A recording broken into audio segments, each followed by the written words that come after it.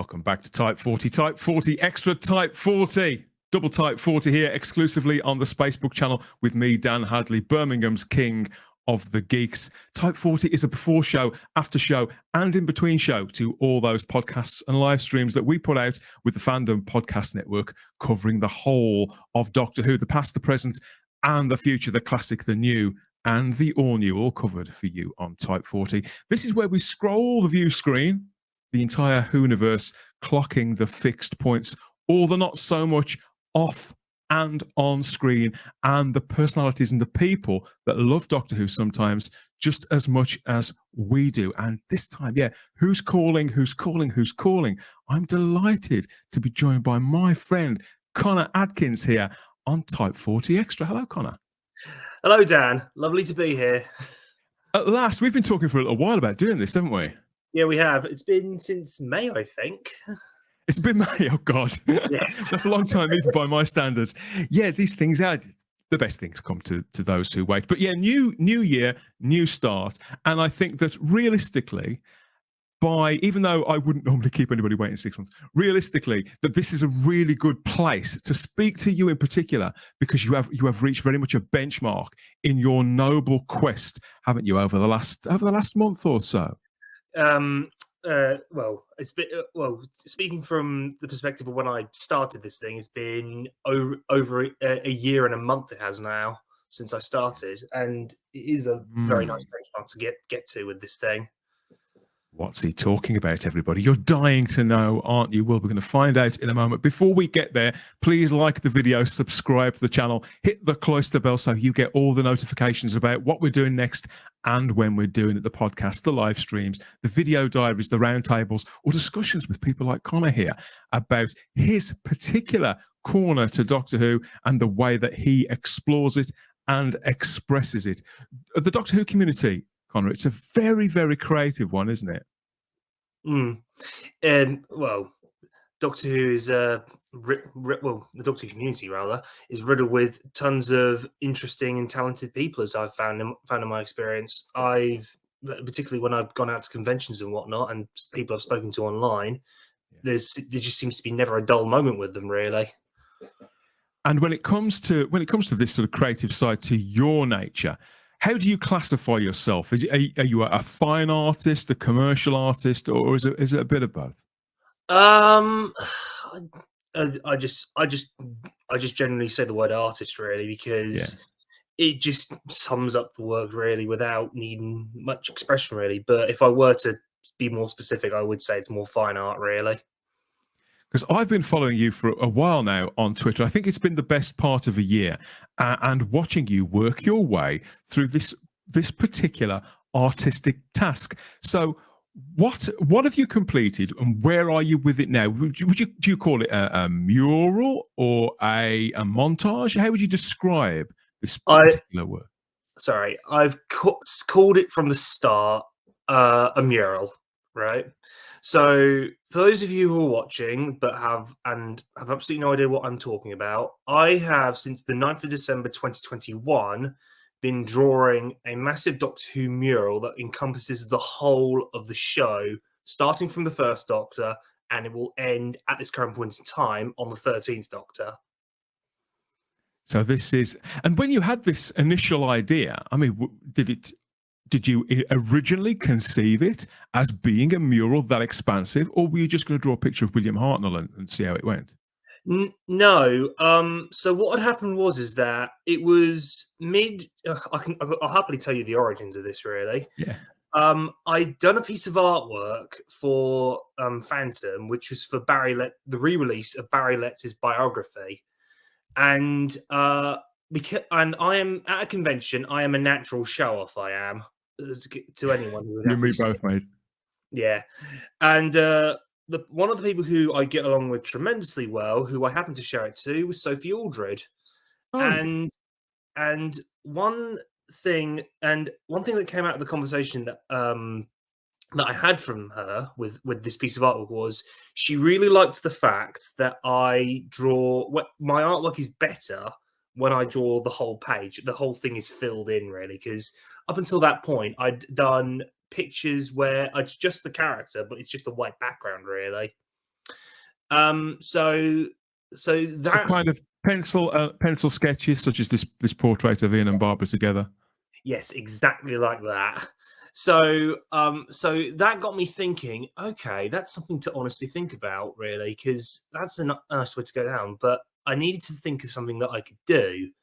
So I did a few more pieces that I did end up filling the whole page in, and I then remembered watching a video on YouTube, and I'll quote the title for you. I quit my job to draw Star Wars. Yeah, and it's honestly 60-minute video, which if you haven't watched it, honestly go and watch it because it's one of the best things I've seen on YouTube. And the guy who drew it, who goes by the name of the box office artist on YouTube, drew at the time the 8 Star Wars movies that were out. So that was episodes 1 through 7 and Rogue One in a massive mural. You were And inspired. it was honestly inspiring. So I thought to myself, so I ended up thinking to myself, does something like this exist at the moment for Doctor Who? And honestly, I was drawing a blank. I spoke to my friends on the convention circuit and asked them, does anything like this exist? And all of them said no. And there's a very good friend of mine who knows Doctor Who artwork like the back of his hand. It's his specialty. And I asked him if anything did exist prior to this. And he said to me that something like that did exist in 1983, which was used for, I believe it was for an exhibition somewhere for Doctor Who's 20th. But it had half of it had subsequently been destroyed when they were trying to transport Bessie from one location to another. This is starting to ring a few bells. Yeah. So so apparently it did exist, but it doesn't anymore. And subsequently it would be out of date because, well, 1983 was 40 odd years ago now. Yeah, there used to be a multi-faced thing that was sort of strapped to the outside of the building at the Blackpool exhibition, certainly in the mid-80s, and they just sort of added Colin Baker's face when when the Sixth Doctor appeared. It never, sadly, the exhibition closed not long after that. I don't think it's any reflection on Colin. But yeah, so I know there was lots of things like the tour bus that went across the States in the mid-80s. The brilliant artist, Andrew Scaletta, he created some bespoke artwork that sort of wrapped all around that thing, because I think it was a huge truck with an Optimus Prime style a trailer, and that was all wrapped in artwork. But that's a very different thing, isn't it? Something like that, which was like swirling space and patterns and the Tomb of Rassilon and all that. To do something like that and to attempt what you've done, which is very much around characters and likenesses and as much detail, I suppose, as one could feasibly get into a piece like this without overloading it too. So it's not so you can still see what it is. It's still a real feat of composition. I say that as an artist myself as well. I'm very impressed with what I've seen from you with this piece of work. But looking back through, because you share a lot of the process too, don't you, through Twitter, so the people who follow you on that platform get to see magically the work appear and progress. Yeah, I mean, I've always maintained that I wanted to show the journey of how it goes because I'd rather keep myself interesting as possible. Really, I mean, as you can see here, drawing McGann bit by bit how I put it all together, really, and then just showing the final outcome of each character, really, just so that way who it is, come the final end.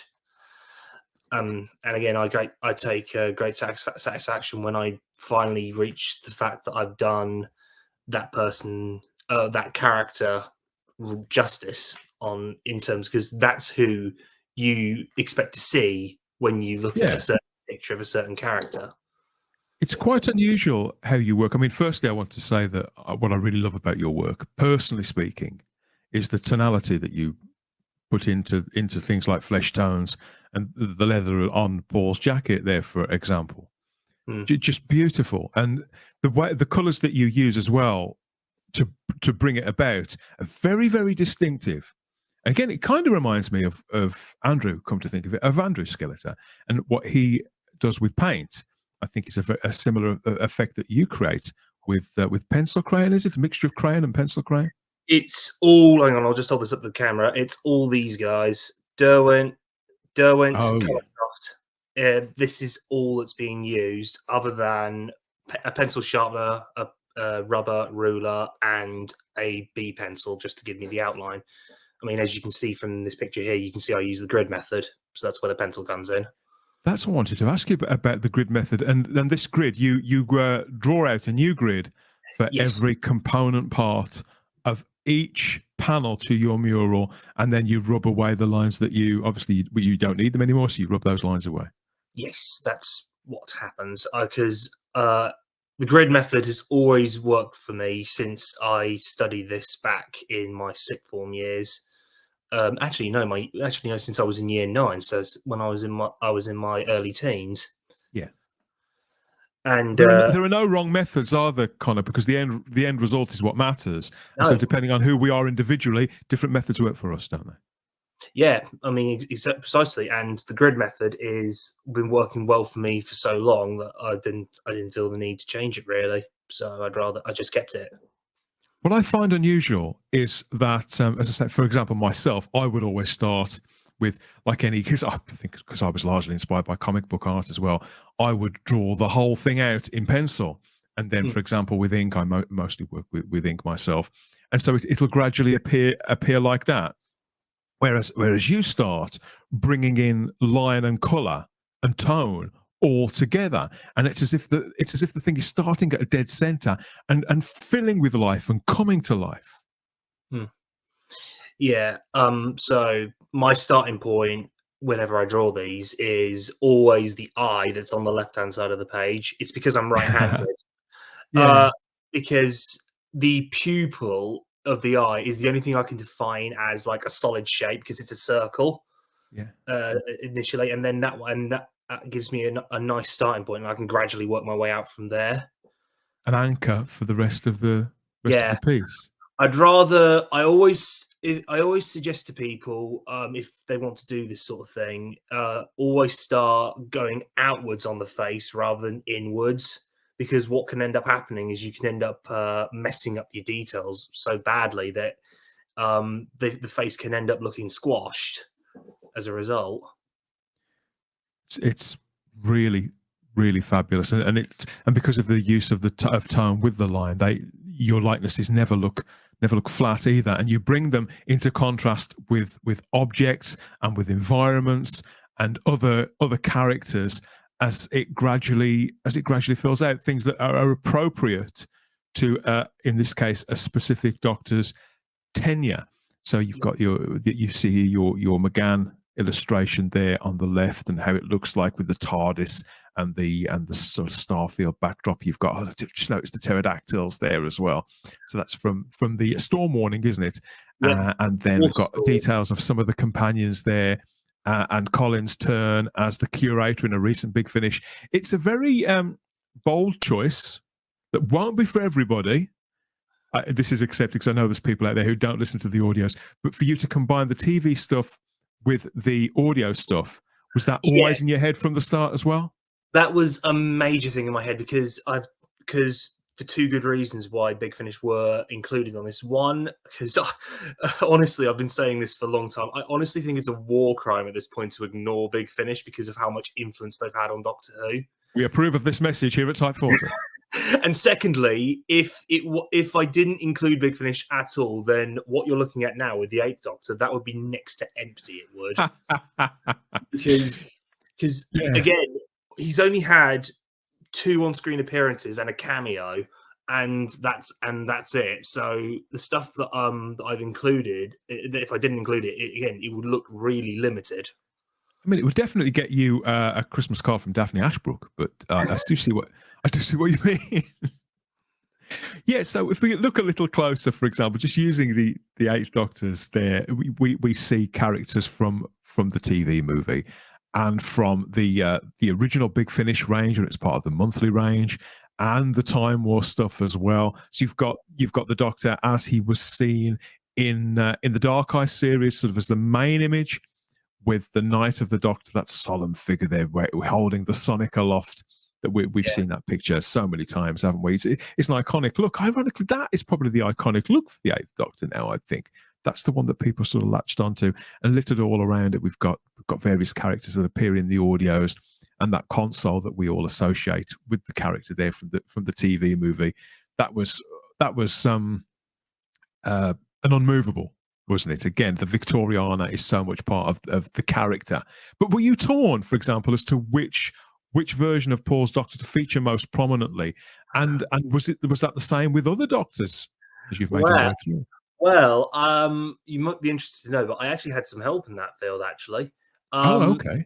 Because some pictures I didn't choose. I actually went up to speak to the actual actors to get their opinion on those, and I flat out asked them, "What is there a particular picture of your Doctor or your character or anything like that who I asked that you really like?" And so you asked Paul. I did ask Paul, and that picture that's from the Dark Eyes saga was the one he chose. Hence why I used it. It's very heroic, isn't it? And yet it's romanticized in a way that I think is particular to his Doctor. Funnily enough, we had JJ from Avenue Who on recently, and he was explaining how Paul had been very active in helping him decide on the look for his Muppet-style puppet that he does. I don't know if you've ever seen Avenue Who, but Paul was, I don't think he was particularly authoritative about it, but, he was part of the process. They sat there and they worked out how it would look and all that kind of thing. Great. What a great sport. Yes, so obviously this is the latest segment of your mural, isn't it? But it stretches back and back and back and back, doesn't it? You started at the beginning, didn't you? You started with the Hartnell Doctor. Yes. And naturally, when you start, it does seem daunting a task when you initially start, particularly with what I had laid out. But I was absolutely committed to wanting to do this because I got into a point where I was like, if I don't do this now, I'm never going to do it again. So I was like, this needs to happen. And as you were starting, could you see a picture in your head of the general composition, or did you work it out in scamps or sketches beforehand? There is no sketch of any of this anywhere. It's all straight out of my head and onto what you see now. That's the only thing I had to go off of, the only thing I knew that was a definite throughout the whole thing is the bottom sections, like you see here, would have a row of monsters with the Doctor standing tall above them in the middle, and then the main portrait right on that top section there. Because the way I viewed it is that I wanted the main portrait to draw people in, and then when they get closer, they can see all these little things that are related to them and their era just surrounding them. It is very much the case that every time I look at it, I notice something different. Every piece of your work that I've seen in this particular series, you can go back to it and just appreciate it a little bit more every time. For example, the Dalek source there from the Dalek invasion of Earth, firing at the telecom tower. Yeah, it's delightful. So, how long does each portion of the mural take you on average? So the bottom sections naturally take the longest because I've got so many different things to take on. It's I'd say roughly 90 hours to do the lower sections. The top sections are much quicker. They are because because the main feature is being the Doctor takes up the majority of the page, and that takes. Do you start at the top? You start with that? No, I start from the bottom. Start from the bottom. I start from the bottom because I'd rather get stuff that's in the foreground down first. That's not interrupted by anything else. I'd rather get that down and then put all the other parts that are behind them there. So, and how? So you say all these hours, 90 odd hours. When you do it, is it a case of this is what you do to relax? So you say you've done a day job, or you've spent time with family, or you've done whatever else. You know what? I could go and chill out now. I'll go and spend some time with my pencil crayons in the Whoniverse, or is it something you've really pushed yourself to do on occasions? It's a mixture of both, really, because I always draw because it's always been a calm for me. Because it's just something I've loved since I've left school, but because I really want to take my artwork really seriously as well, it's like, yes, I'm going to do this. I'm going to push myself to do this because I really want this to work, and I'd like to think it's paying off. I speak to a lot of fine artists and a lot of commercial artists, and I do generally find that when it comes to fine art, it does come from initially from a place of sort of stillness. I think a lot of us find art in our childhoods as a place that we go to as a bit of respite from school or from family, particularly if you've got several siblings.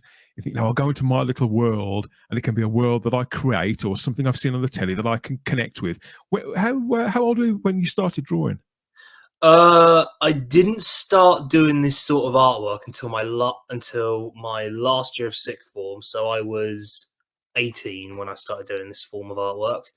And just for the record, I'm 27 now. You must have always liked art, though. You must have always been creative in some respects. Yes, yes, that is true. I did enjoy art, but I didn't necessarily have an idea of what path I wanted to take with my artwork. So what happened is that it was March or April of 2014, and day signing. There was a Doctor Who day signing in Barking, and my mum told me that Colin Baker was going to be there, and she said to me, "Why don't you do a picture of Colin?" So I did a 4-hour black and white picture, if you like, or sketch, if you like, of Colin, and she was like, "Wow, that's very good." And then she said, "You can take that to Colin and get him to sign it." And he liked it, and everyone else who'd seen it was really impressed with it. And then the rest is history, as they say. I find that the Doctor Who personalities, generally speaking, they, as much as their time can allow, are very encouraging of this kind of endeavor, of anybody's creativity in particular. I suppose, obviously, because acting is a creative practice as well, isn't it? Yeah. And just about every Doctor Who star / well-known figure that I've shown this to have been thoroughly impressed with what they're looking at, really. Even the mighty Peter Davison, because Peter's a notoriously difficult likeness to achieve, isn't he?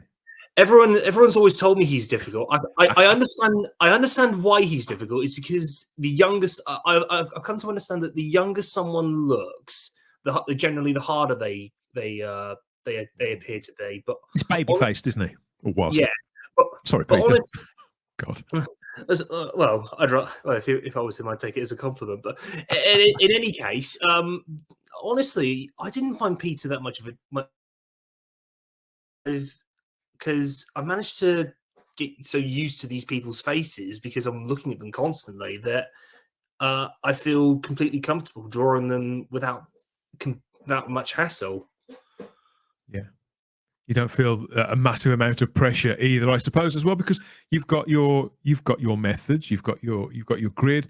You clearly know your way around the entire pencil box to know which colours to combine with what to create whatever effect. I mean, I would imagine now and again, like any artist, something that perhaps would go a little bit wrong, but we sort of incorporate methods, don't we, whereby we've got sort of get outs. We've got ways we can salvage little things that maybe don't go as we wish, but that's something for us to know and for us to keep to ourselves. So I won't push you on on any of that, because the magic of the creation of this work is really what's most important. I mean, do people ever see these at conventions and say, why haven't you put in X, Y, or Z? They ask you about their favorite monster or their favorite companion or whatever. Do you ever get feedback like that? I've had that constantly on Twitter. You can't please all the people all the time, Connor. Yeah, the issue is though, and I came to realize this when I started it, is that I can't include every character because I've only got such a certain amount of space, really. Yeah. So I was like, okay, because I'm including Big Finish as well, what needs to go on and who needs to go on and where do they all need to go? and can I avoid duplicates if needs be? And so Yeah. that's why I've stuck to the characters that I have. And again, it's a shame because there's so many iconic characters that I would have loved to include, but I couldn't because again, space is just a nightmare in this. When you say avoid duplicates, do you mean across different panels of the mural completely, or within the Six Doctors area precisely, or do you mean, oh, hang on, because that companion appeared with such and such a doctor, I can include them there, and so I won't use them here. I'll use them there instead and save the space. Is that what you mean? Yeah, that's pretty much what I mean, really, because it implies to all forms. Because think about it, because Charlie Pollard appeared with 6, but also appeared with 8, really. So I was like, Yeah. okay, where's the best place to put her? It was with 8 because she's normally seen as 8's companion over 6's generally because of how many audios they've done by comparison. It's also a case of, particularly with the Daleks, because there's so many different designs of Daleks. So I was like, okay, when it comes to the Daleks, I'll try and include one on each part, but I've got to see if I can find one that make it seems as different enough as possible to warrant me wanting to include it. So if you can see from here, I've got with the 6th Doctor, the stained glass window Dalek, or Stainley, as Mike Tucker likes to call it. And yeah, that's what Mike Tucker told me when I spoke to him about it. And then with 7, you've obviously got the special weapons Dalek because of how iconic Remembrance of the Daleks was. So it was natural to put that there as well. I think anybody out there who may question the validity and the shelf life of Big Finish's contribution to the broader Whoniverse only has to look at things like the stained glass Dalek at Stainley. Everybody's seen that image, haven't they? Yeah. It again, when you see something and it sticks in your head as like, oh, I really want to include that because you're going to see it. People are going to wonder, where is this from? And it's like, that's where it's from. I mean, I also got to have a bit of joy. I got to have a lot of joy with the Big Finish monsters actually as well because it allowed me to draw stuff. This whole thing has allowed me to draw stuff that I otherwise wouldn't get the opportunity to draw because of how limited the circumstances would be. Yeah. I mean, one monster I was so glad I got to draw when I got to the 7th Doctor was the Salacians, who are in the bottom left corner of 7 section. So it's standing next to the special weapons Dalek to its left. And I see. So yeah, I don't remember. These are from an audio. So the Salacians were introduced in Doctor Who novels. They had 2 novels and then they had 2 audio appearances, but they haven't had an on-screen appearance. And I've listened to the audios and I've read one of the books, and honestly, they are so cool. And it's one of those times where I really want to get a visual representation of them. And the cover artwork for one of the audios was so good. The only thing that had to be done was I had to figure out what the legs looked like, and then just drew what you see there. Really. So you allowed yourself a little artistic license in that instance. Yes, because it's a case of okay, I can see what this is like, and I've listened to the audio a dozen times. What do I think that those legs look like?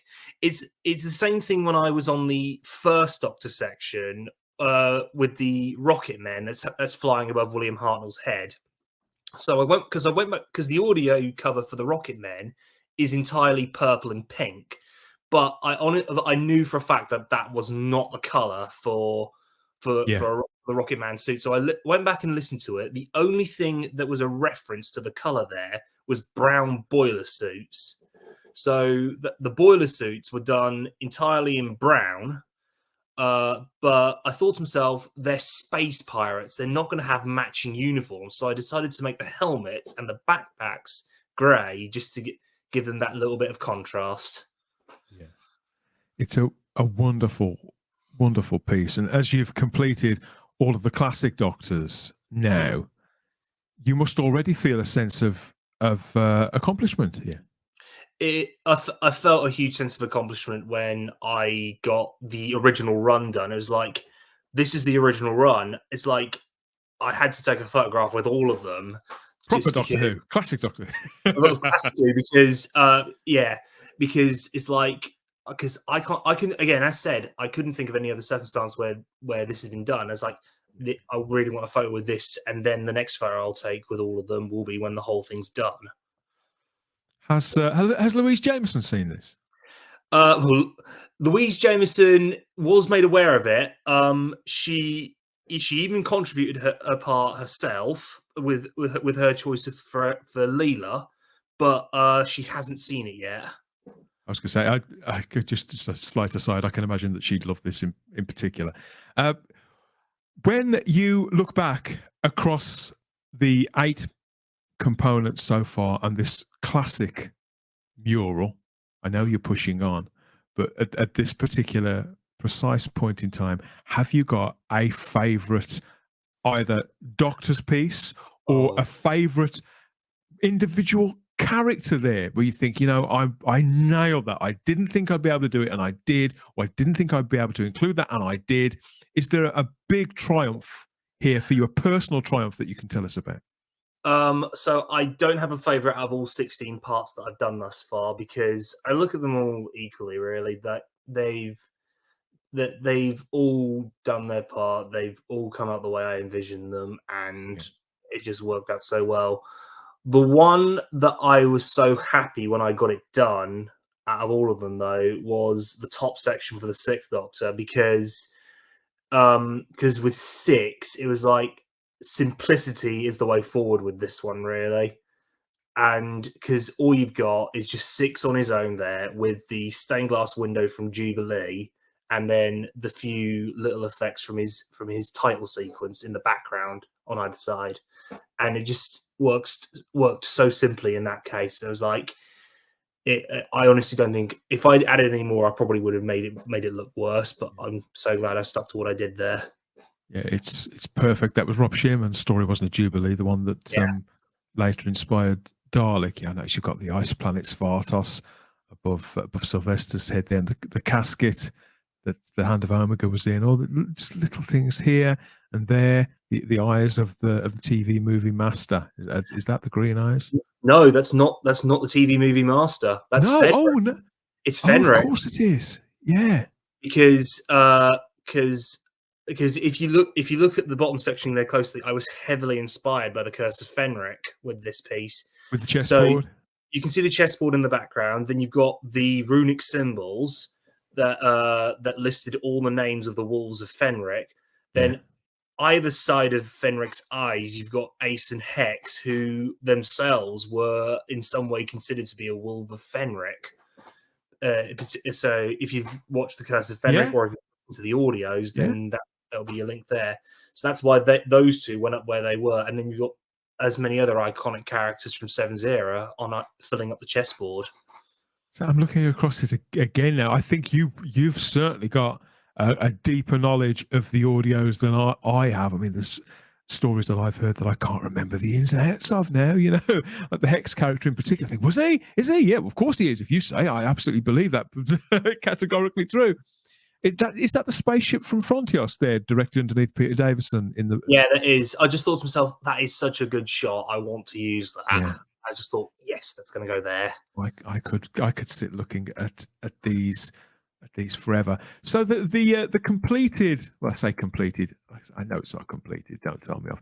The completed work as it is so far. This is another thing that surprised me about it. I imagine that these would be sort of A4 pieces of paper, maybe, but they're way bigger, aren't they? Each part is A2 in size. So 4 sections side by side. So the entire row of the first and the second Doctor, if you put it of them, is an A0 sheet of paper if you put them side to side. So and just to illustrate how big an A0 is, if I were to stand up against it, that would be about 3.5 feet tall. Wow. And I gather that you're taking your mural out on tour. You're taking it to conventions so people can see it? So At the moment, it's staying here because when I got to the Fifth Doctor, I was a third of the way done, and Yeah. I said I don't want to risk ruining it Yeah. until I've got it done. So that's why it's been staying here with me for the I time would being. imagine. Are you fixing it with some sort of spray or coating it in Yeah, something so that? yeah, it's been sprayed with fixative. But just going back to going out into convention circuit. When I've got this done, I have spoken to various convention organizers and I've asked them when it's done, can I please have it up on display? Because I want the fans to see this because my knowledge, because my thinking was this hasn't been done before and this is something that needs to be seen. And just about all of them have said yes, with a small hesitation for one up in Sheffield because of a possibility of a lack of space. I would imagine you'd probably have to look at getting the thing insured, wouldn't you? Well, I've been thinking about that because Encased in glass. I have been keeping a record of my time on this whole thing as well Yeah. since I started. I've only got the total time for the first 14 parts because those are the only 14 that are completely done and don't require anything else for me to do on them. So that's Doctors 1 through 7, just for the record. And the total time currently stands at 899 hours and 50 minutes. So I'm just outside of 900 hours on those 14. But And you are pushing on, aren't you? I understand that work. Well, we know that work has begun, hasn't it? On the next stage, the next phase. on the Ninth Doctor, which is just to my side, actually. So I'll just pull this up for you. I haven't tweeted this out yet because I've been so busy working on it, but Wow, that's an exclusive preview there here on Type 40 Extra of the next element of Connor J Adkins' remarkable Doctor Who mural. The Ninth Doctor and Cassandra, Slovene and Auton, and something else that's great. That's the top of a Dalek, isn't it? Can't wait to see. Yeah, and it looks just as evocative as its kith and kin there. I can't wait to see what it's like when it's finished. Because I have noticed you working on the Slovene and sharing again with your tried and tested grid method there. And the colours are perfect, Connor. yeah, that was one of the monsters I was looking forward to drawing when I got to 9. Yeah, fun characters. It's one of those designs that you just don't forget in a hurry. I've just worked out, and you're 27, so you were kind of a child of the new era, then, really. Yeah, so I was 9 when Doctor Who came on. Bloody hell. With Christopher Eccleston. I'm going to need a moment. I'm going to.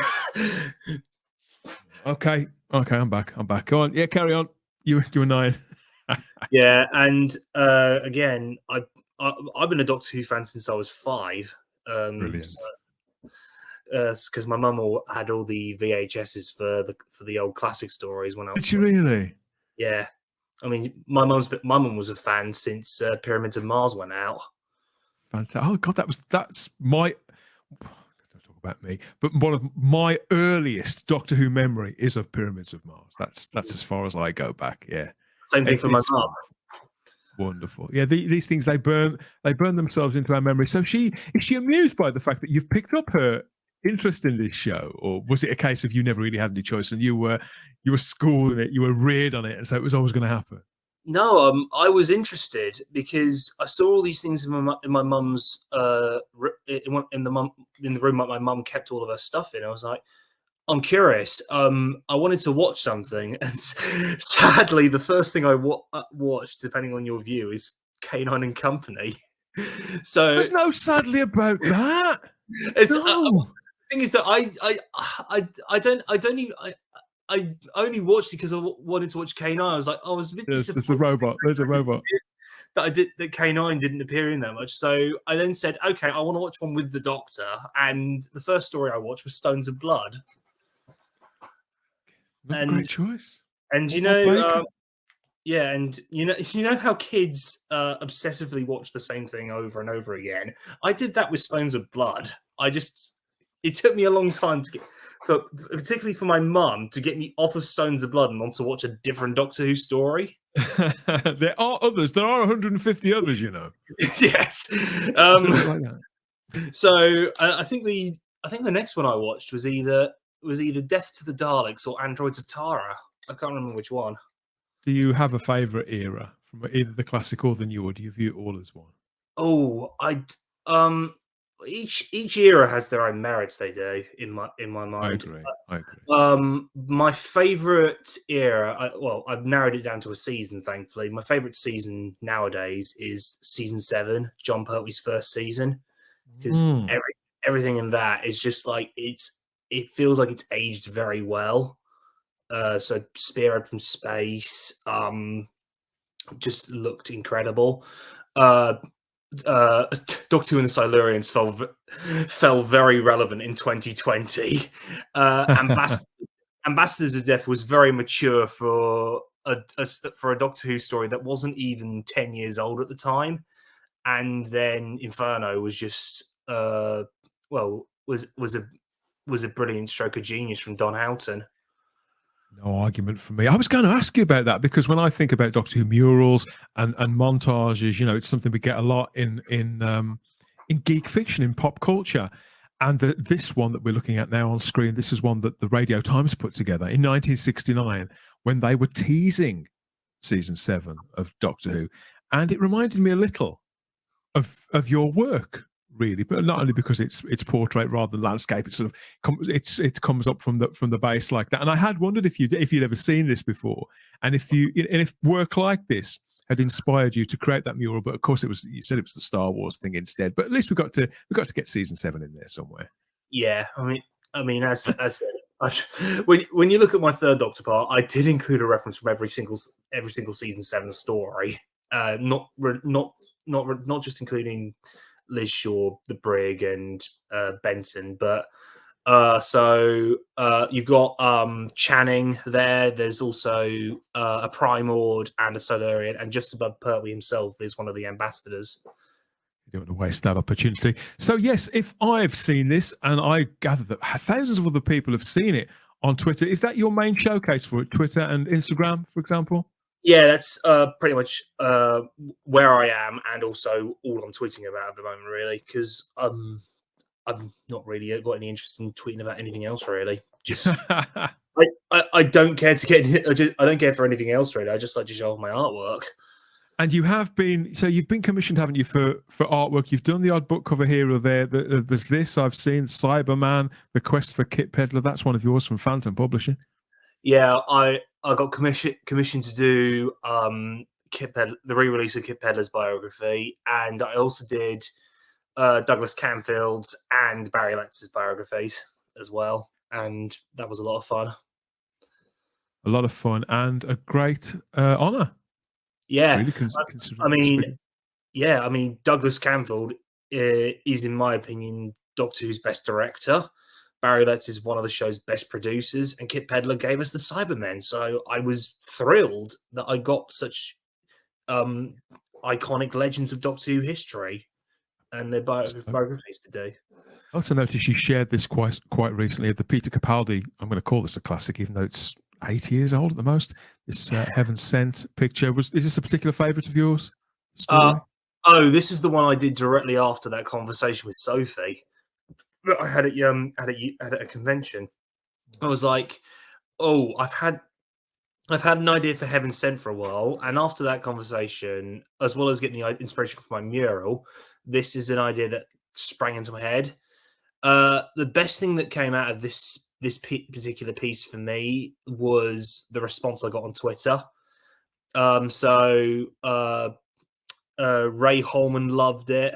The official Doctor Who Twitter accounts, both the UK and the American ones, loved it, and even retweeted. Ray Holman is the costumer, wasn't he, for the Capaldi era? Yeah, and Jamie Reed Quarrell and Jenna Coleman have seen this thing in real life, and they were absolutely impressed with it.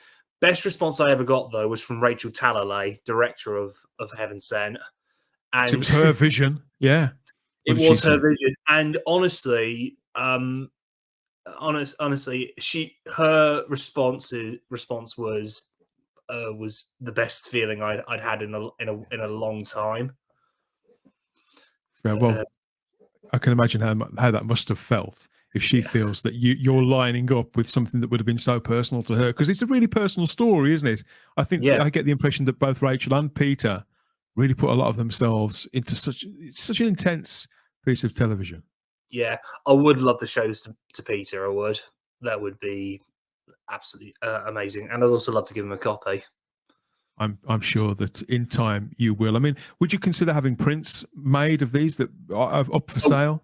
Oh yeah, I have sold conventions in the past. That's the only places I've really been selling. And at the moment, I'm only planning on selling at 2 events this year. Because my mural, this is the main drawback with my mural, is that I've been focusing so much time on it that I've not had the opportunity to put anything else new out. So me selling anything has just not been the best idea. So but it'll all hopefully come in time. You do have other ambitions for it, and for the people who are loving your work and loving your style and want to see more. Eventually, there'll be a place where they can potentially buy prints of selected works of yours. Yeah, and honestly, me being a massive shelf at conventions has led to some interesting opportunities that might eventually lead my way, because Big Finish Day that took place last year, I think it was in April when it took place, I showed this to Jason Hay Gallery, who is the executive producer of Big Finish and essentially their #1 guy in charge. Yeah. And he was looking at it and loving it, and he took my contact details for Big Finish. So he's got my contact details if he wants to go and contact with me. And then at MCM Comic Con in October, they had the official Doctor Who stall there with the TARDIS prop and the costumes from the upcoming 60th. One of the people that was there was a lovely chap called Jay Binstead, who is the head of marketing for Titan, and he was looking at it, liking what he was seeing, and he gave me his email and told me to drop him an email. And he has responded and said, we may end up picking this up in the new year. So I was like, I'm honestly hoping this might lead to something that I might end up loving doing. Very happy to hear that lots of doors are opening for you with this, Connor.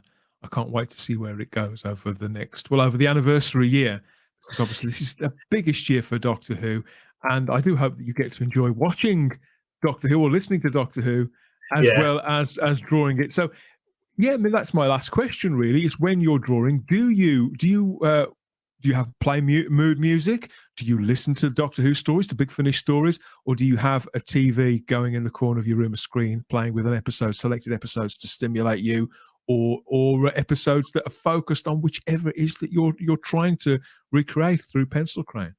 It entirely depends on my mood, really. I mean, mainly at the moment, I'm listening to music. I am because sometimes it keeps my eyes focused on my artwork and not focused on anything else, really. But occasionally I do put the Odd Doctor episode on, or even a different TV show for that matter. Other TV shows? Whatever gets you, gets the creative juices flowing, that's what I say.